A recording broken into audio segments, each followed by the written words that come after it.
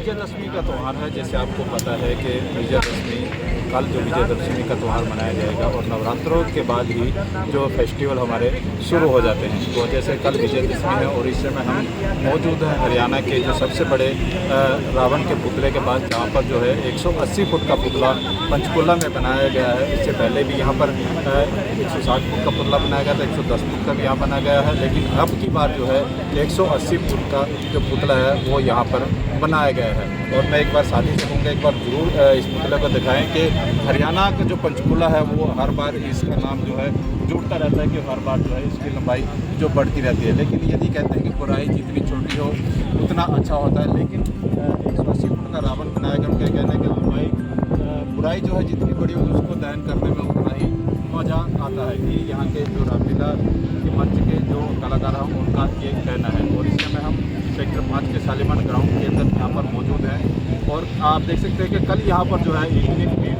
यहाँ पर इकट्ठी हो जाएगी, क्योंकि लाख 1.5 लाख की संख्या में यहाँ पर जो है श्रद्धालु रावण दहन के समय यहाँ पर मौजूद होंगे। क्योंकि पंचकुला के अलग अलग जगह से भी यहाँ पर आएंगे, पंचकुला से भी आएंगे।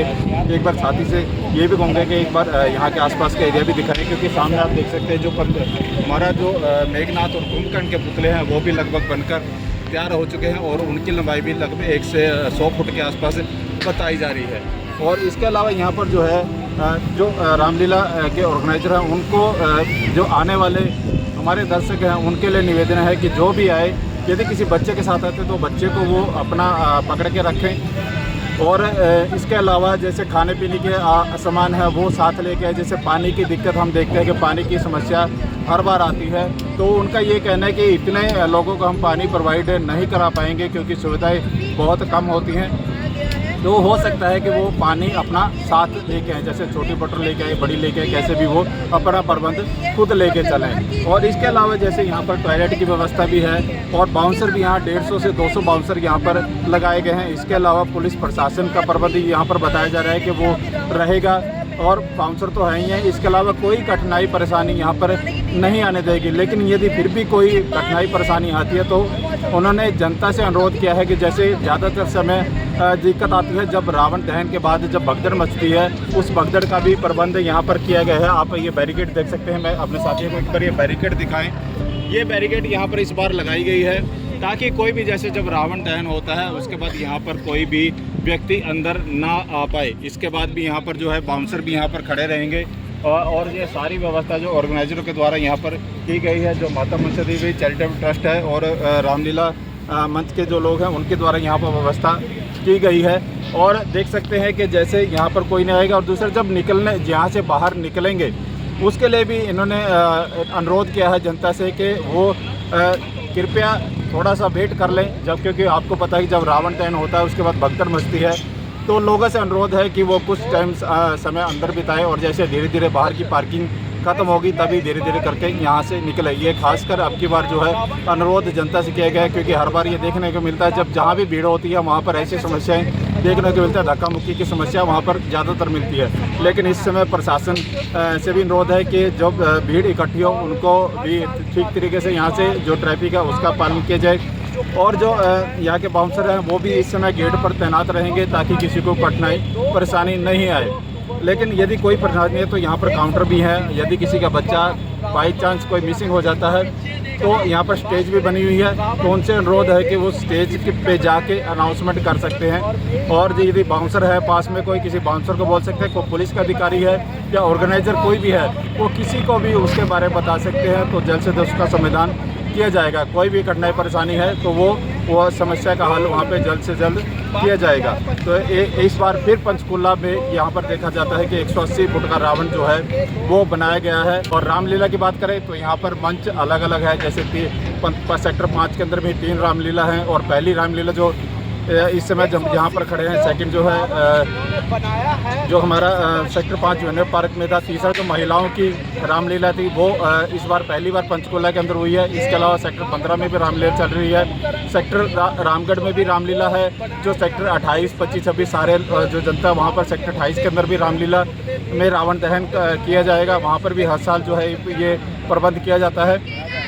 वहाँ भी प्रशासन का प्रबंध है, जिसको जहाँ सुविधा लगे वो वहाँ पर रावण दहन देख सकते हैं। लेकिन हर जगह जनता से यही अनुरोध है कि संयम बनाए रखें कहीं पर यदि जाम की समस्या लगती है, हो सके तो जाम को खुलवाने का प्रबंध करें और जनता को समझाएं और आराम से ट्रैफिक के बीच में से निकले और खाने पीने का सामान जो है वो खुद लेके आए। किसी अनजान व्यक्ति कोई यदि आपको नज़र आता है तो पुलिस को उसकी सूचना ज़रूर दें और यदि कोई बच्चा आपका लावारिस या कोई ऐसा नज़र आता है उसकी सूचना भी वो पुलिस को ज़रूर दें। यदि हो सके तो एक दूसरे की मदद करने के लिए यहाँ आए, ना कि किसी की टांग खींचने के लिए या कोई गलत व्यवहार से यहाँ पर ना करे। हो सके तो एक दूसरे की मददगार के लिए यहाँ पर पहुँच सके।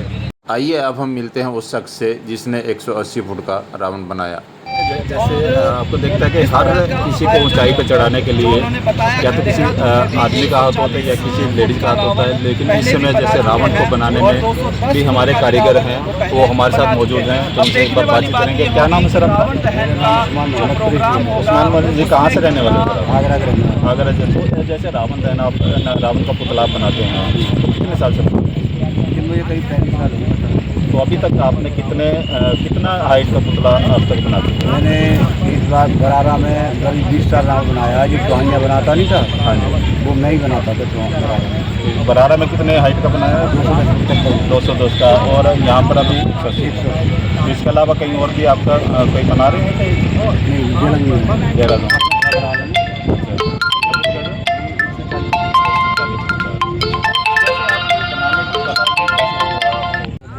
घूमने के लिए तो ले गया था मैं, हमारा दिमाग तेज था। हम 3 साल गए, 3 साल के बाद बैठे मतलब अपना सीख गए। तो वो कागज़ के बनाता था, लेकिन अंदर में दिमाग से लोहे का चालू करता है। तो अब की बार ये आपके बार यहाँ पर लोहे का कौन से लगाए गए? नहीं, अब की बार ये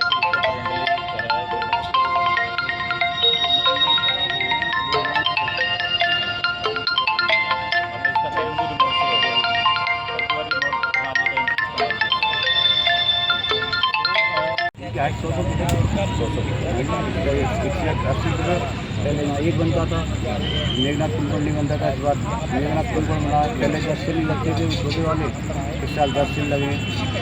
पहले खर्चा कितना का आ जाता है? जैसे खर्चा बढ़ जाता अभी जो नहीं है, तो चल रही गाड़ी हमारा 30 लाख का काम है। तीनों बताओ ले लिया था हमने, लेकिन इस बार कमेटी बढ़ा के कॉन्ट्रैक्ट दे रही है। अभी से कह रही है कमेटी अगली बार हमारा 250 का बना दो। अच्छा, इस बार इसका मतलब अगली बार और बड़ा होगा। ठीक है। तो और कुछ जैसे दर्शक हैं हमारे, उनको रावण जैसे एक क्वेश्चन और करना चाहते हैं। अब जैसे ये कहते हैं कि बुराई जितनी छोटी हो उतनी बड़ी होती है, लेकिन आप दिन ब दिन जैसे हाइट रावण जी की बढ़ती जा रही है, तो क्या नहीं लगता आपको कि बुराई आप बढ़ा रहे हैं?